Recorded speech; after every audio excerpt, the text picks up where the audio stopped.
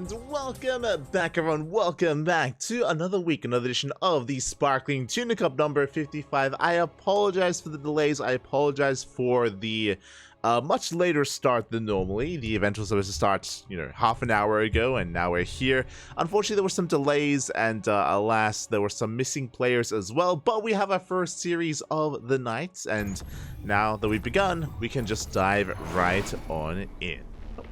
Spawning in the top right hand corner of our GeoHen, we have our blue Zerg player. Representing Starlight Twinkle, it is Wayne. And in the bottom left hand corner, we have the Filipino Zerg player. The red Zerg, it is GeoHen.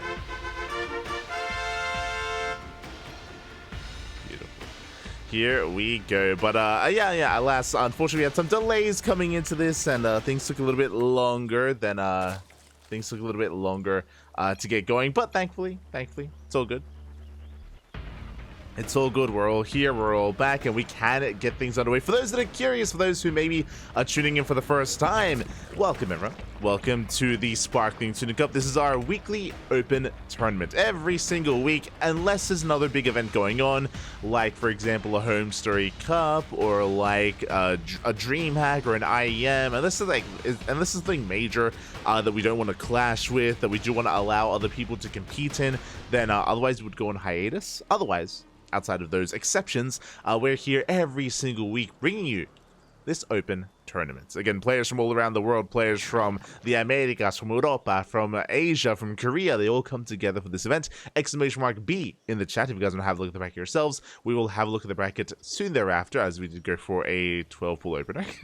Let's go. It's going to be a 12-pool out of Wayne. We've been waiting for quite some time, and we don't want to wait any longer. At the same time, we do see GeoHen likewise going for an earlier pool timing as well. Very safe play here out of GeoHen. Very aggressive out of Wayne. I mean, I say very safe. He took an earlier gas, guys. It looks like a gas pool opener out of GeoHen, working towards Ling speed. Lings are soon about to clash, and GeoHen is pretty nicely lined up against this. He does have a very safe opener. Lings have arrived. If Wayne can out-control GeoHen, then of course we can outmaneuver, and oh, we do out-control. We do work our way through those Lings. Do you see the Lings coming back over? Oh my god, the Lings are so low. They're so close to going down. Alas, Wayne will be able to get on top of the base, will be able to take down most of the Lings and force GeoHen back. So far, a better start for Wayne. GeoHen, he bled out how many Lings? 4 Lings. 4 Lings compared to the 2 of Wayne. And with that, GeoHen, can he save the base? Alas, he does have a queen. Does have a queen coming down from the high ground. But alas, and with help of the queen, we should have some extra DPS. Lings are still going down. Lings falling one after the other. At the same time, Wayne is running out of Lings. Can he get the queen? Up! Oh, it's gonna be close. We can. We get the queen. We get the Lings. We get on top of the base. Can we get the hatchery as well? We get everything here, essentially. Wayne is getting so much done behind this. Wayne is droning. We have a Bailey Nest on the way. Ling speed. Lings are floating across the map. So GeoHen is going for an all-in. It's an all-in here out of GeoHen. Wayne is backing the hell off. Wayne has additional queens to defend, and it's going to be on Wayne to survive this. Essentially, Wayne will have 4 queens. In a couple of seconds, he will have 4 queens available. With that, we can help cover ourselves. We can help wall up and reduce service area. Not if we get caught out on the map, though. Not if we get caught out. Not like this. The queens are looking quite exposed. We get an Overlord. We do get an Overlord, but these queens are out in the open. More Lings are flooding across the map. Ling speed not quite kicking in. Not yet. Thankfully, still no Ling speed from GeoHen. We're 10 seconds away. We dive on the queens. Alas, Wayne, he's going to be able to support this. Lings are flooding in. We have another queen waddling on forward as well. Oh my god. Second queen has arrived. We barely take the fight. Wayne, I thought it was going to be punished, but no, the punish is not there. We do make it. More Lings moving out. Bailing's being morphed in, but alas is spotted by the Zonaga tower. We can shut down one, not quite the other, but regardless, we have plenty of Lings here to deal with this. Plenty of control. Oh my god. Still a tense situation with that Bailing, and alas, he gets targeted down. The Bailing falls. Lings, they can try to bypass the army and go for the mineral line. We have options as 2 Lings do peel off. At the same time, Bailing's on the way in the high ground. And Wayne is getting baited in, but the Bailings are not ready. No! They're not ready. Barely not. Bailings are targeted down, and the Bailings are still not ready. Alas, they just started. They're going to be denied. Yeah, one after the other. There we go. 3 more Banelings on the high ground. Wayne is busting forward. This time the Banelings will finish.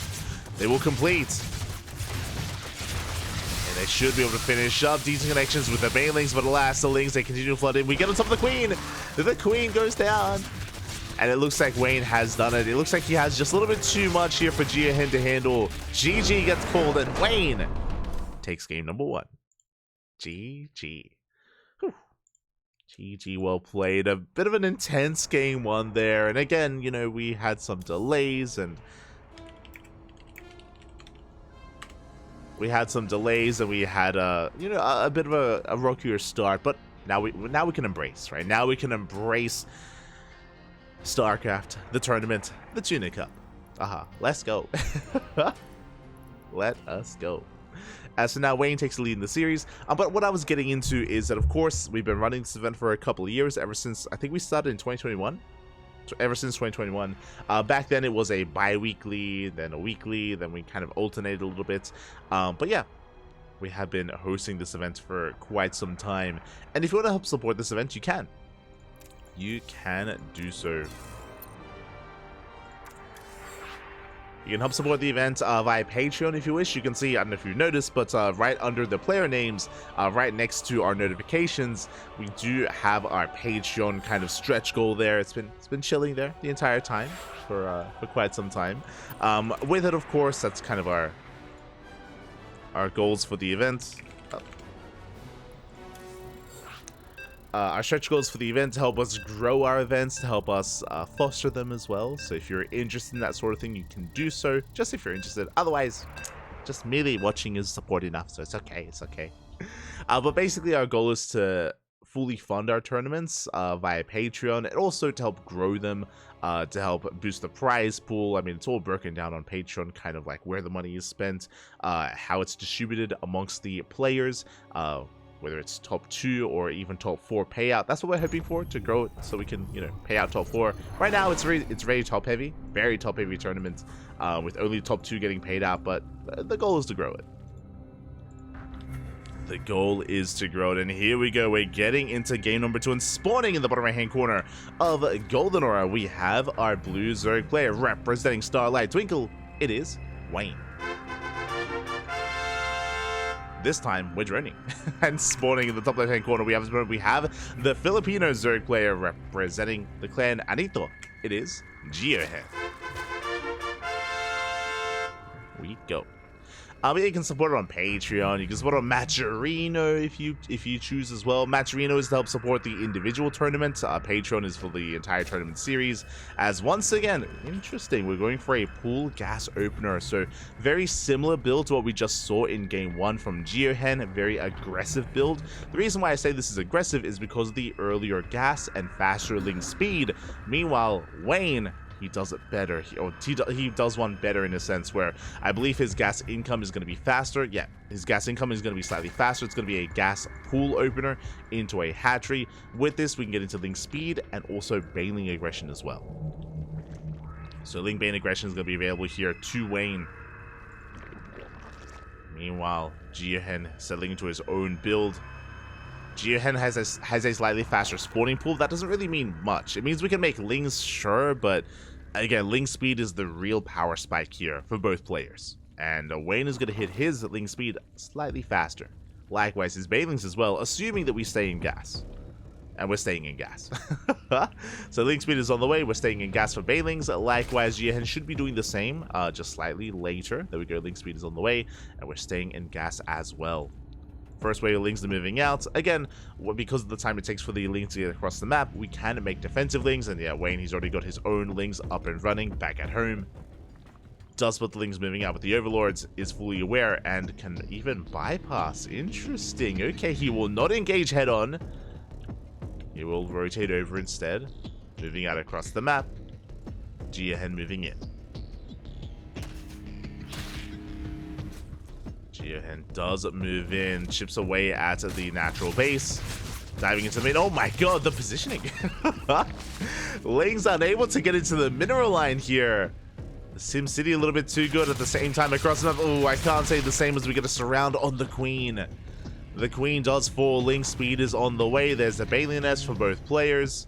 Again, slightly faster Bailey nest for Wayne. And from here, we should be flooding Lings. Yeah, it's an all-in.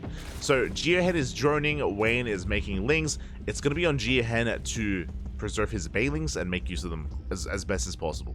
As best as he can. It's going to be all about those Bailing connections as GeoHen is moving out with everything he has. He has 3 Bailings on the way. And that's how GeoHen can make up for an otherwise smaller army. Likewise, Wayne making his own Bailings as well. Speaking of, Ling counterattack does hit. Bailings, they do crash in. Some wasted Bailings there out of both players. 1 Bailing left. We do get some drones. But at the same time, Wayne also got Lings across the... Sorry, he also got drones across the map. The Bailing connection, not quite. Doesn't quite connect. GeoHen does slip into the main base. Boys are being pulled. Likewise, Wayne getting across the map.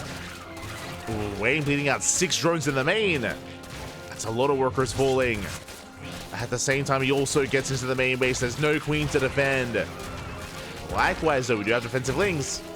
Wayne tries to focus on as many drones as possible, and he does get 4 worker kills. Now, what's scary is that Wayne has 18 drones. Wayne was droning up earlier. GeoHen was not. GeoHen cut workers. Wayne has the economic advantage. Even though GeoHen killed more drones, Wayne still has a better economy. Wayne still holds that greater economy here across the map. Bailey's are waddling in. Oof. And alas, they won't quite make it. They catch larva. Meanwhile, more drones went down. The Lings, they do go for the mineral line here, but alas, the Bailing up. It finishes. Just barely. Just barely does finish, and Wayne, he's holding the line. GeoHen is still completely all in. It's all or nothing here for GeoHen.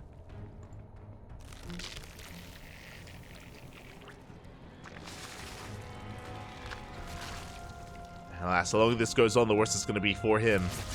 Oof, big Bailing connection. Yeah, Bailings, they do connect. We can focus down the Bailings of GeoHen. And GG gets called. We run out of steam, and Wayne, he will hold. He will survive. He will take the series 2-0. GG. GG, well played.